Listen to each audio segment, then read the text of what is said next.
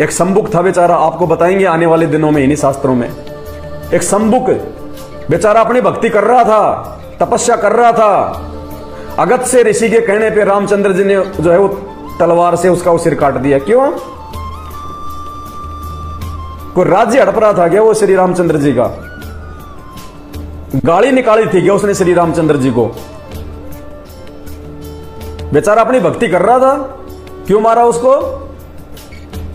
बताइए। हम इनकी भक्ति करके सुख प्राप्त करना चाह रहे हैं, और जो भक्ति बेचारा जो कर रहा था उसको रामचंद्र जी ने मार दिया। तो खुद ये भगवान मतलब कितने हिंसक थे।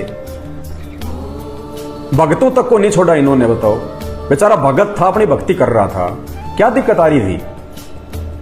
सिर्फ अपने धर्मगुरु के बोलने पे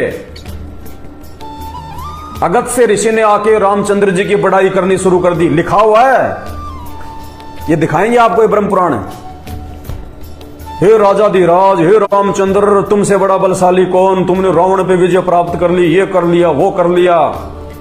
और फिर कहा कि महाराज एक शूद्र जाति का एक व्यक्ति है, वो तपस्या कर रहा है, आने वाले समय में फिर हमारी तो इज्जत ही कम हो जाएगी, हमें कौन पूछेगा फिर, क्योंकि दान दक्षिणा का रोड़ा।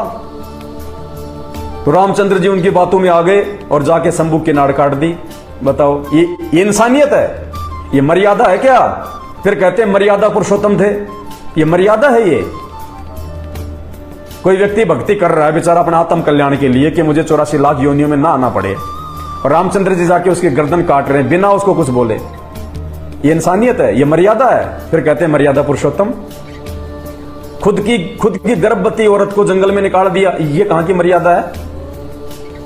या तो उसकी अग्नि परीक्षा ना लेते आप, और अग्नि परीक्षा ली, उसमें वो बिल्कुल गंगा की तरह पाक पवित्र, रावण से उसका कोई संपर्क नहीं, और उसके बावजूद भी एक व्यक्ति के बोलने पे जंगल में निकाल दिया। ये कहां की मर्यादा भाई साहब? ये कहां के भगवान है? ये भगवानों के लक्षण है, ये पूर्ण परमात्मा नहीं है।